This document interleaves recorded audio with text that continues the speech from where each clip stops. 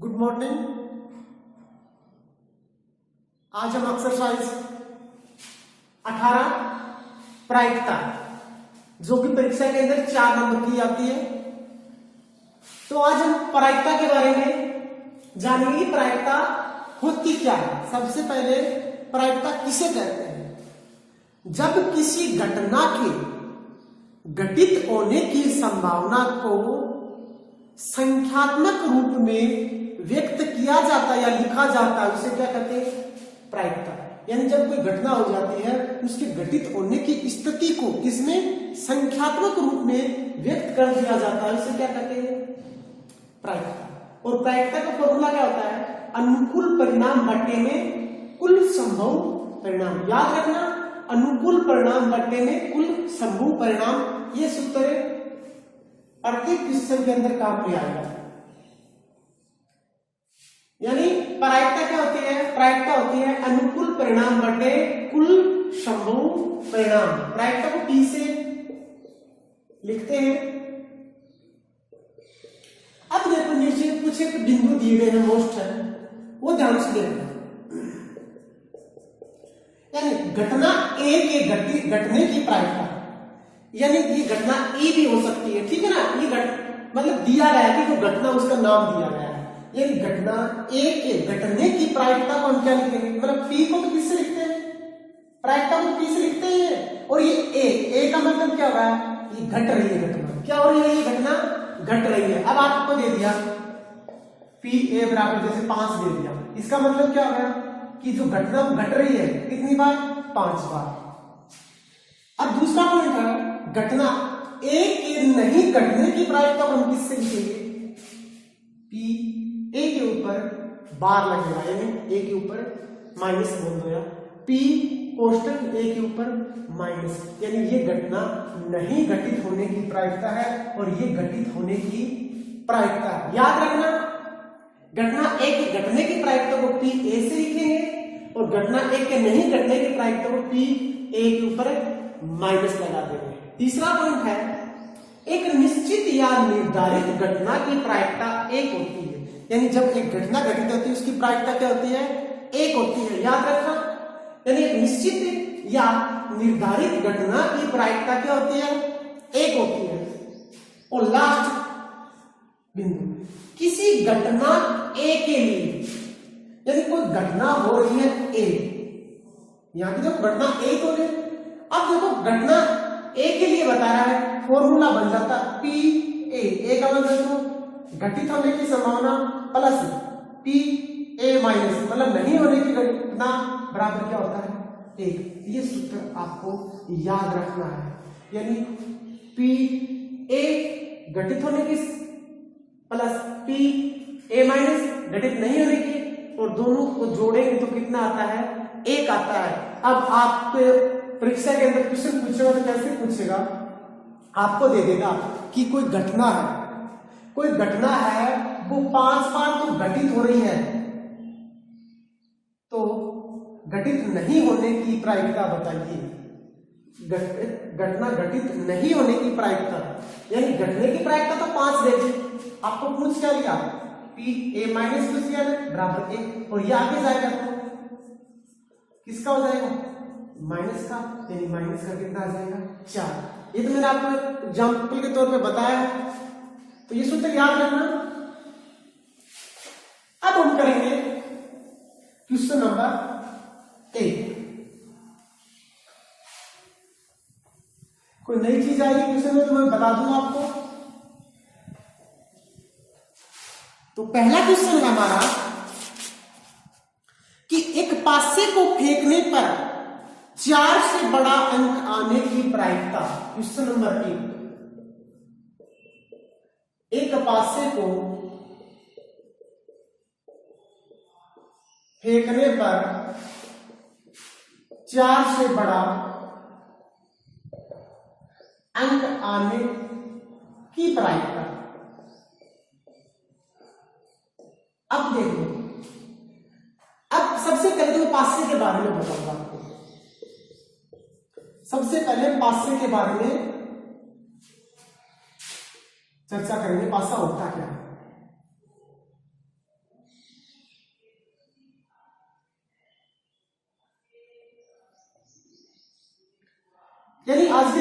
का लूडो, और उसके अंदर एक गिट्टी आती है, और उस गिट्टी से, वो गिट्टी तो मतलब कि एक घन के आकार की है, किसके आकार की? घन के आकार की है, और पासा होता है वो किसके? घनाभ के आकार का होता है। पासा कैसा होता है? वो घनाभ के आकार का होता है, और पासे के ऊपर भी उसी प्रकार से 1 2 3 4, एक उससे 5, एक नीचे 6, यानी कितने फलक होते हैं पासे में?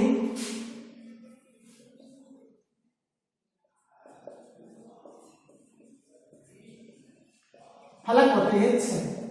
आपको लिखने की जरूरत नहीं है, लिखने की जरूरत नहीं, मैं सिर्फ समझा रहा हूं, क्वेश्चन इसके बाद आसान हो जाएगा। यानी पासे के कुल फलक कितने होंगे? 6। जब पासे की बात आ गई, इसका मतलब कुल संभव घटना कितनी हो सकती है? 6। अब आपको पूछ ले कि हमें पता है कि अनुकूल स्थिति, कुल स्थिति तो कितनी हो गई? कुल स्थिति यानी कुल स्थिति 1 2 3 4 5 या 6, कोई भी एक अंक आ सकता है, इनमें से कोई भी एक अंक आ सकता है, यानी कुल स्थिति तो कितनी हो गई? 6 हो गई।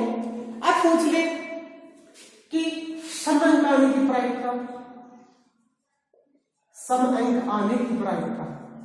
अब सम अंक कौन से होंगे?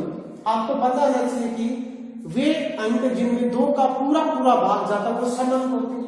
2 4 6, यानी कितने अंक हो गए? यानी कुल स्थिति तो कितनी हो गई? 6। अनुकूल स्थिति कितनी हो गई? 3। तो प्रायिकता कितनी हो जाएगी? 3/6। और पूछ ले विषम अंक होने की प्रायिकता, विषम अंक होने की प्रायिकता, तो विषम अंक कितने हमारे पास?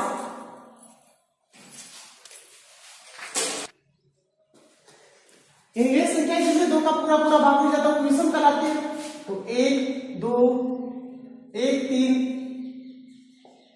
5, ये क्या होगी?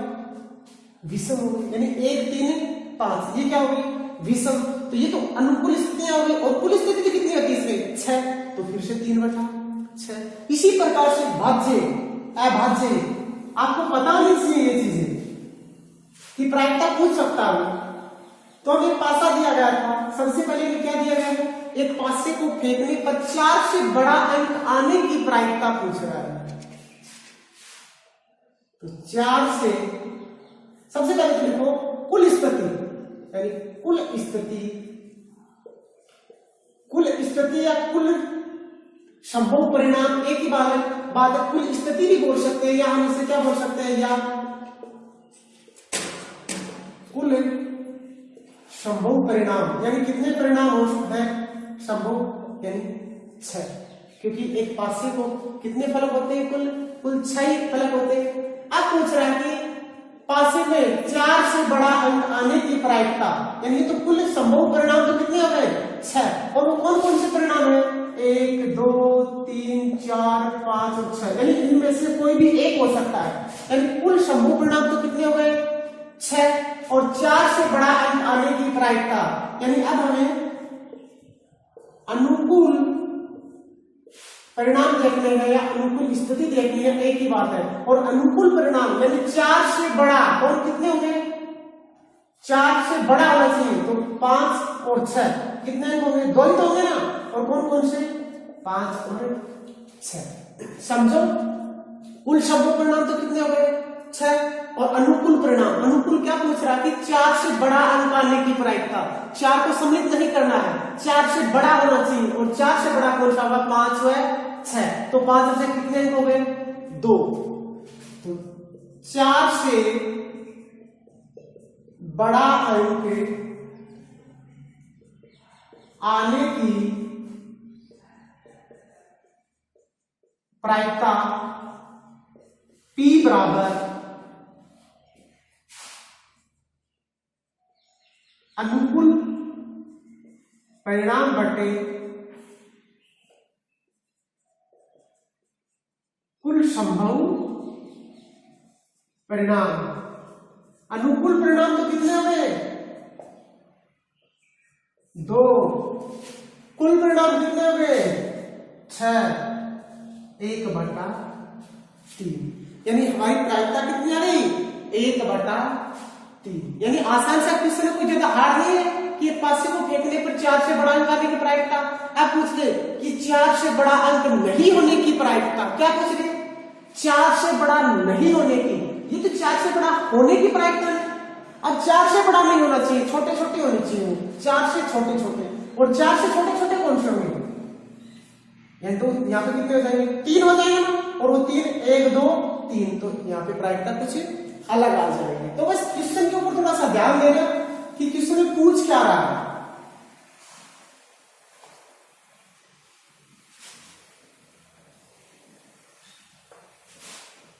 इससे अगला क्वेश्चन है कि एक सिक्के को 2 बार उछाला जाता है तो दोनों बार चित आने की प्रायिकता ज्ञात कीजिए। यानी एक सिक्का है, उसको कितनी बार उछाला जाता है? 2 बार उछाला जाता है। एक बात तो आप ध्यान रखना, एक सिक्का है और एक सिक्के को एक बार उछालेंगे तो कितनी स्थिति आएंगी? 2 स्थिति हो सकती है। या तो उसके ऊपर हेड हो सकता है या उसके ऊपर टेल हो सकता है। यानी जब एक पासे को उछालेंगे तो कितनी स्थिति होंगी? 2। यानी एक बार उछालेंगे तो स्थिति कितनी होगी? 2 की पावर 1। एक ही बार उछाल रहे हैं ना, तो 2 की पावर 1, और 2 की पावर 1 का मतलब 2। यानी क्या होगी? कुल स्थिति।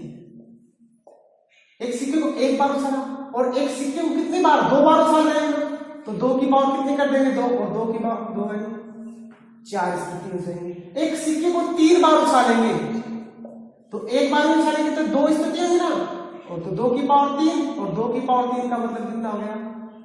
8। ये याद रखना, एक सिक्के को एक बार उछालेंगे तो कुल स्थिति होंगी 2, एक सिक्के को 2 बार उछालेंगे तो कुल स्थिति होंगी 4, और एक सिक्के को 3 बार उछालेंगे तो कुल स्थिति होगी 8। ये चीजें थोड़ी याद रखना आप। अब क्या कह रहा है कि एक सिक्के को 2 बार उछालना है, तो आपको पता होना चाहिए कुल स्थिति कितनी होगी? 4। अब जब एक सिक्के को 2 बार उछाला जाता है तो आपको पता होना चाहिए चित्त और पट होते क्या है। सबसे पहले तो क्या पता होना चाहिए? चित्त किसे कहेंगे और पट किसे कहेंगे? चित्त और पट। पट और चित्त आपने सुना होगा। चित्त का मतलब होता है हेड और पट का मतलब होता है क्या? टेल। याद रखना, चित्त का मतलब तो क्या हो गया? हेड, और पट का मतलब क्या हो गया? टेल। तो अब इनकी प्रायिकता पूछ रहा है, यानी चित्त आने की प्रायिकता बताइए। यानी जब एक सिक्के को उछालेंगे तो चित्त आने की प्रायिकता हमें क्या करनी है? बतानी है।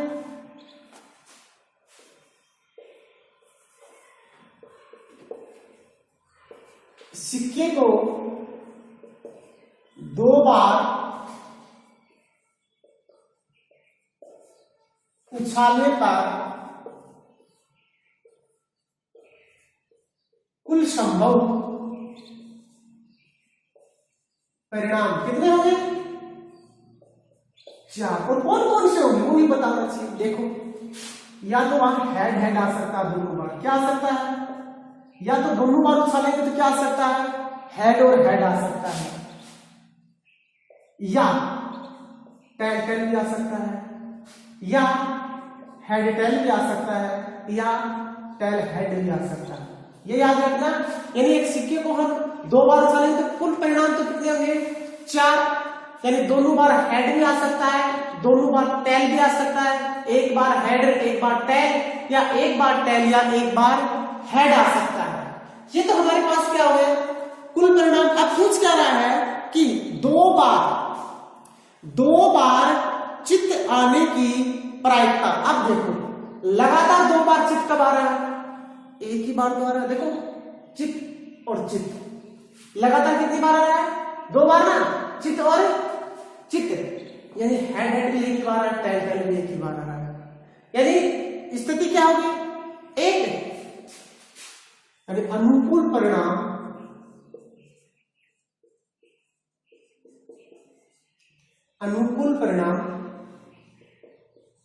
कितना होगा? 1। यानी अनुकूल परिणाम क्या होगा? एक किसकी पूछ रहा था? चित आने की ना। और चित हमने क्या बताया था? टैल क्या, यानी टैल टैल कितनी बार आ रहा है? एक ही बार। तो प्रायिकता बता दो, चित आने की प्रायिकता बराबर अनुकूल परिणाम बटे कुल परिणाम। अनुकूल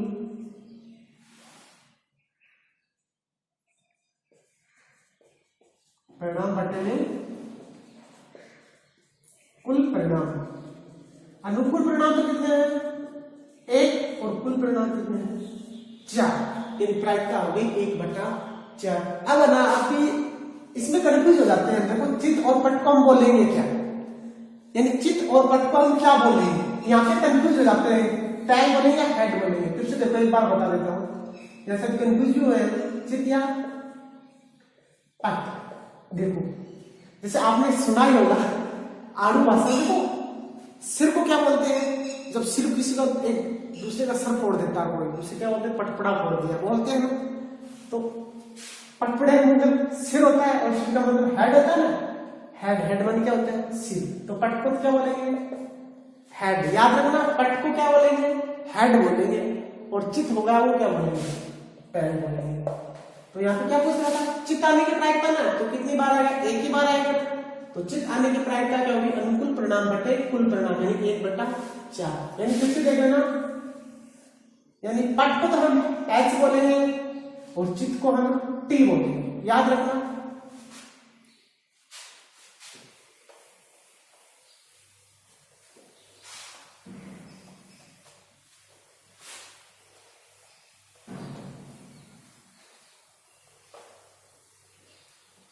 इससे अगला क्वेश्चन है क्वेश्चन नंबर 3।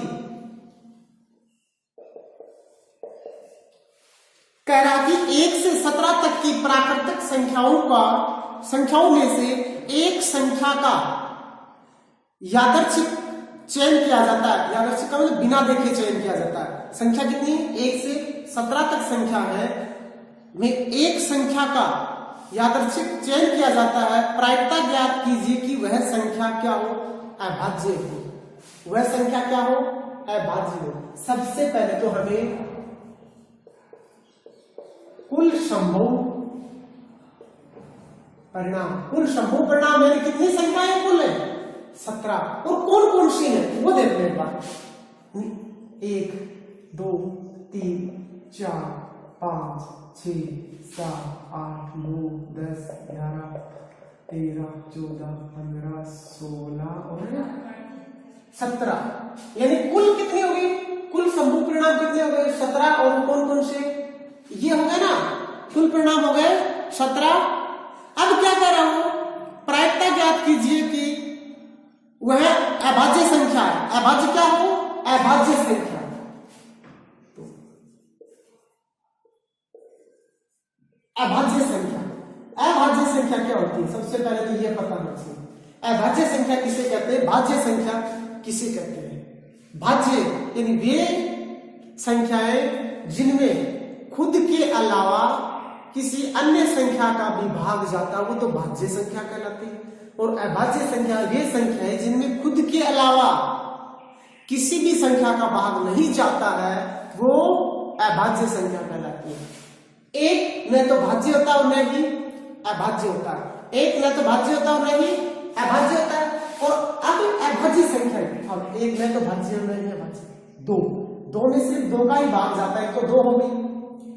3 में सिर्फ 3 का भाग जाता है, 3 हो गई। 5 में सिर्फ 5 का भाग जाता है, 7 में सिर्फ 7 का जाता है। 11 में सिर्फ 11 का ही जाएगा। 13 में 13 का और 17। यानी कितनी संख्या होगी? अभाज्य संख्या होगी 2 3 5 7 11 13 में 17। तो अनुकूल परिणाम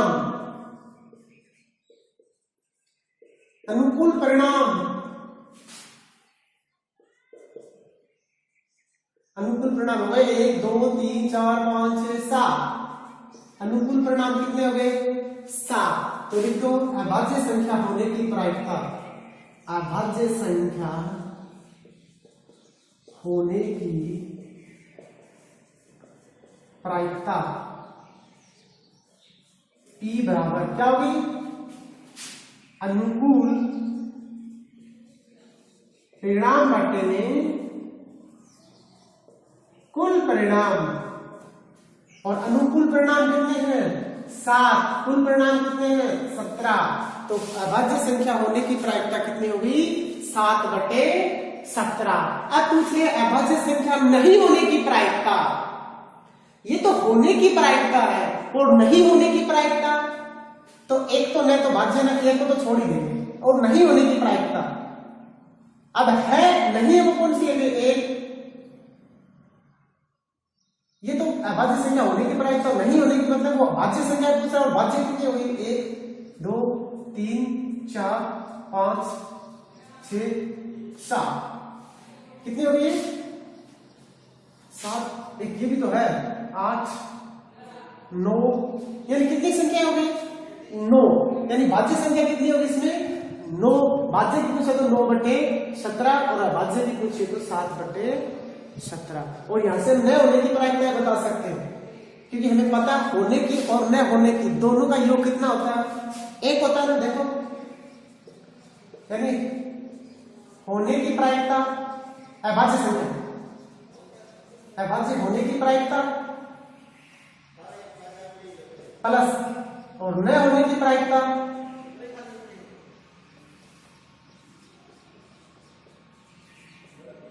और दोनों का योग कितना होता है, एक होता है ना।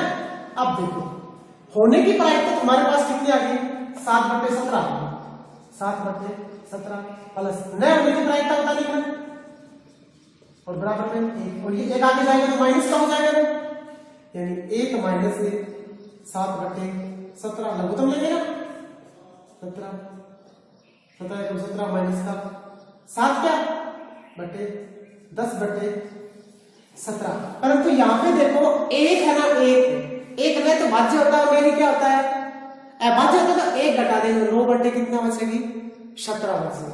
देखो आगे क्वेश्चन आएगा तो समझ में आ जाएगा, एक बात तो इतना ही दिया गया है, इतना ही समझो आप, जैसे जैसे आगे क्वेश्चन आएंगे तो मैं समझा दूंगा। तो अभाज्य संख्या होने की प्रायिकता कितनी होगी 7/17। अब क्वेश्चन नंबर 4,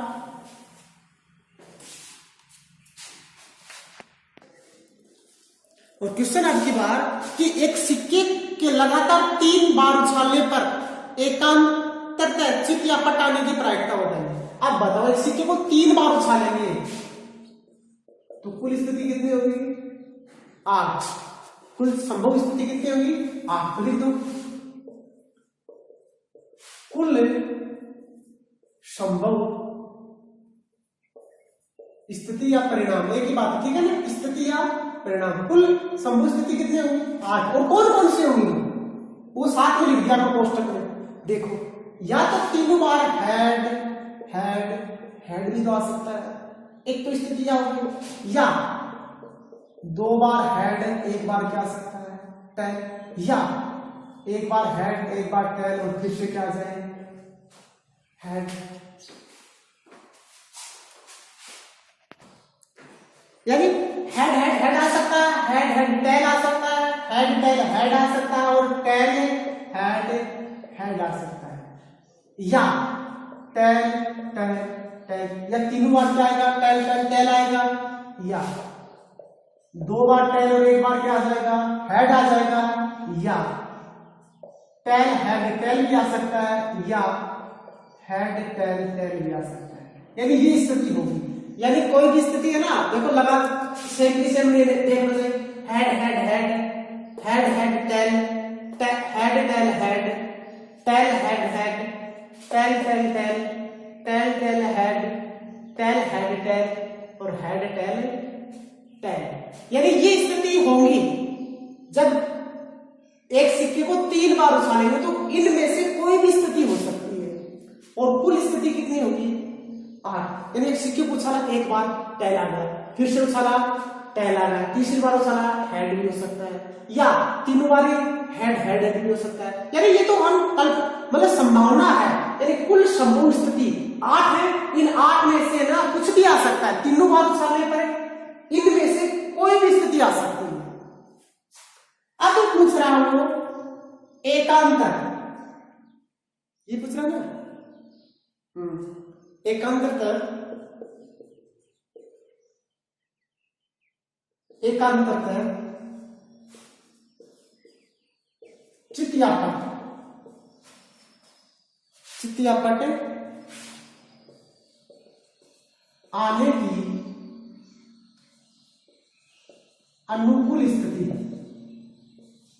अब देखो मतलब वो एक जैसा होना चाहिए, चित और पट, या तो चित आना चाहिए या पट आना चाहिए। तो एक तो ये रहा और एक ये रहा, यानी कितनी स्थिति होगी, दो स्थिति होगी। और वो दो कौन कौन सी होगी, या तो तीन हेड हेड हेड आएगा 3 बार, या टैल टैल टैल आएगा। देखो ये पूछ रहा है ना, चित या पट, तो एकांतर तक एक जैसे आनी चाहिए, या तो वो हेड हेड होना चाहिए या वो टैल टैल होना चाहिए। तो वो स्थिति कितनी है, दो स्थिति है। तो प्रायिकता P बराबर अनुकूल परिणाम बट्टे में